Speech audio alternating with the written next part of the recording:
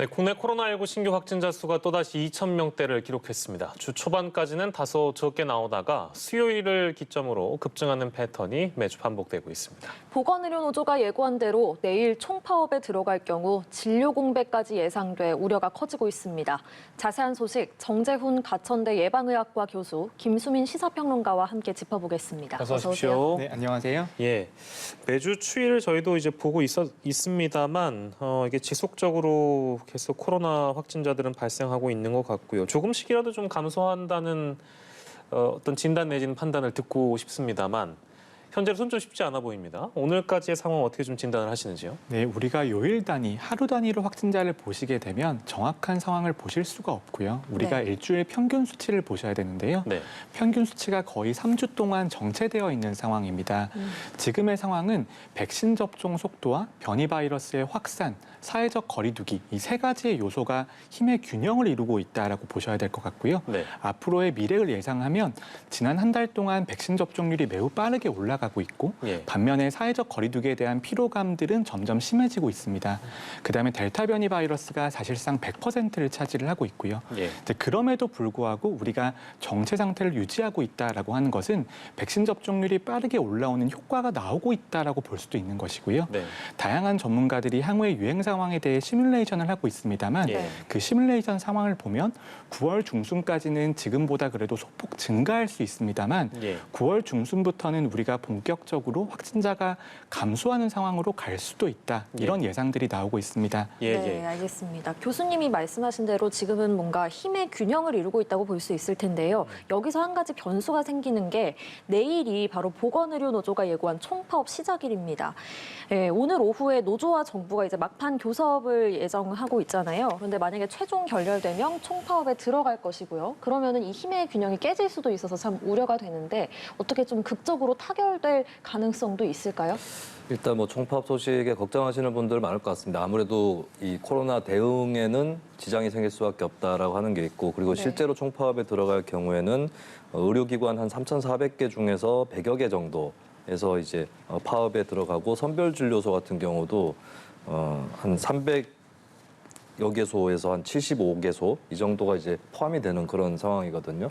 그래서 많은 분들 좀 걱정을 하실 것 같은데 현재 쟁점이 좁혀지지 않는 부분들이 몇 가지 있는데 보면 이제 코로나19에 관련된 게 또 들어가 있어요. 예. 그렇다면 보건의료노조에서도 코로나19 대응을 잘하기 위해서 우리가 파업을 얘기하는 것이다. 이런 또 취지가 들어가 있다라고 볼 수 있습니다. 이를테면 코로나19 대응 의료 인력에 대한 기준 이런 것들을 좀 확정해달라고 하는 것이고 그밖에 뭐 공공의료 확충에 대한 부분들 그리고 뭐 간호사 한 명당 환자 수에 대해서 법제화해달라 이런 부분들 그러니까 뭐 환자의 권익이라든지 또 본인들이 어떤 일할 수 있는 더 좋게 일할 수 있는 권리 이런 것들이 포함이 되어 있는 건데 이 중에서는 정부 입장에서도 우리는 그것도 하고 싶다라고 하는 것이 있을 것이고 그런데 여건이 안 되거나 예산이 받쳐주지 않는다거나 또 이걸 건드렸을 때 다른 구조를 건드려야 된다거나 이런 것들 때문에 난색을 표하는 반대한다기보다는 난색을 표하는 그런 과제들이 있을 겁니다. 네. 그렇다면은 정부에서 보건노조 쪽에서 현재로서 완전히 확답이라든지 어떤 제도적인 변화 이런 것들을 약속받지 못하더라도 이런 방향으로 가게 될 것이다. 앞으로 계속해서 잘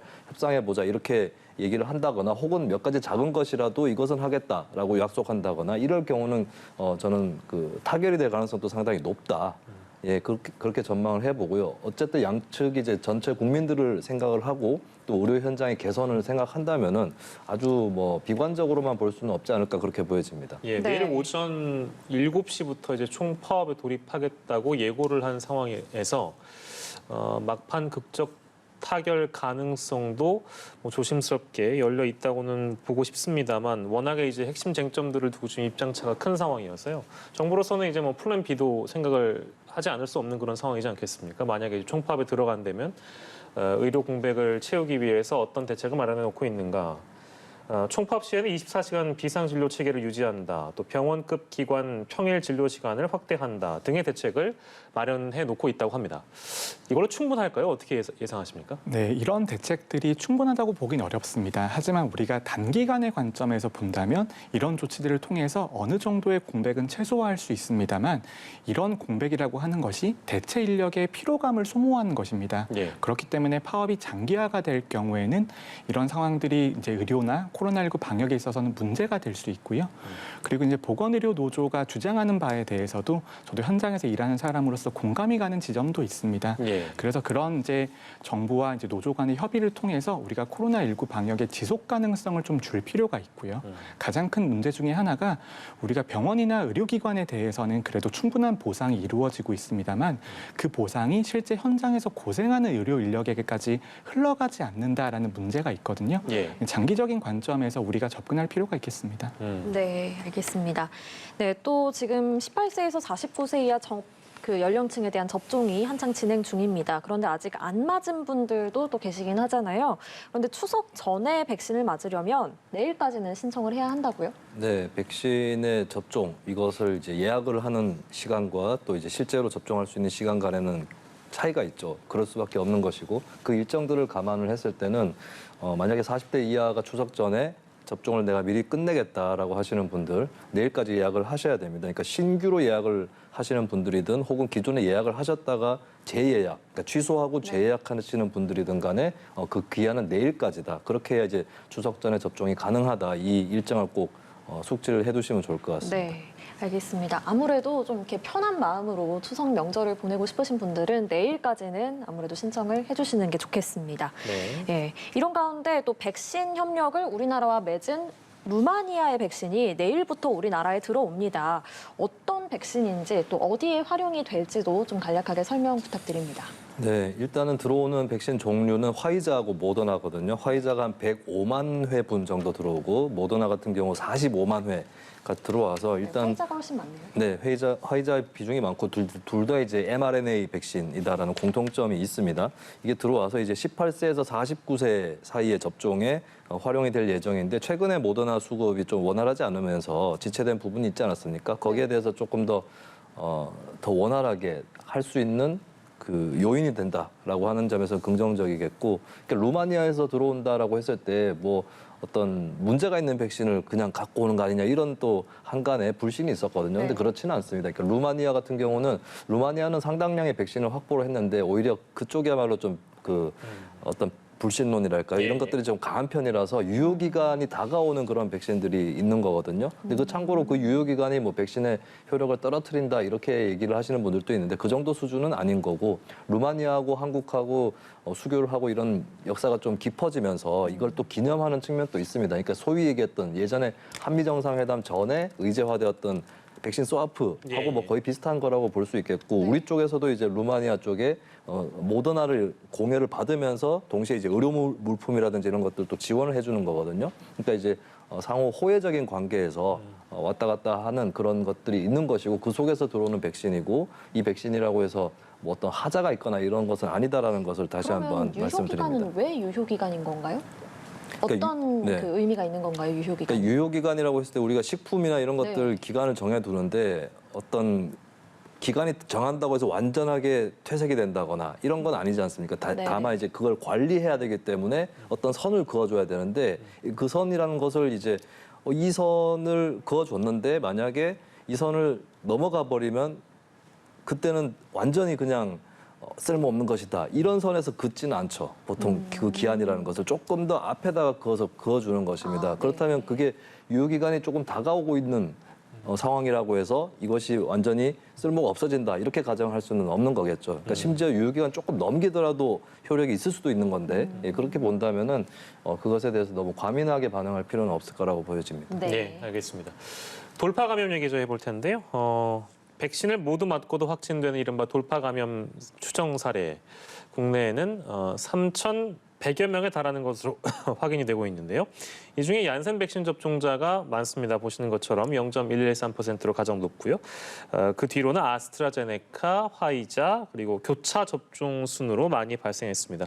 모더나 접종자 중에는 아직 돌파 감염 사례가 나오지 않고 있는 것으로 확인이 되고 있는 그런 것 같고요. 연령대로 보면 30대가 10만 접종자당 돌파 감염 발생률이 85.1명, 0.085%입니다. 발생률이 가장 높았는데요.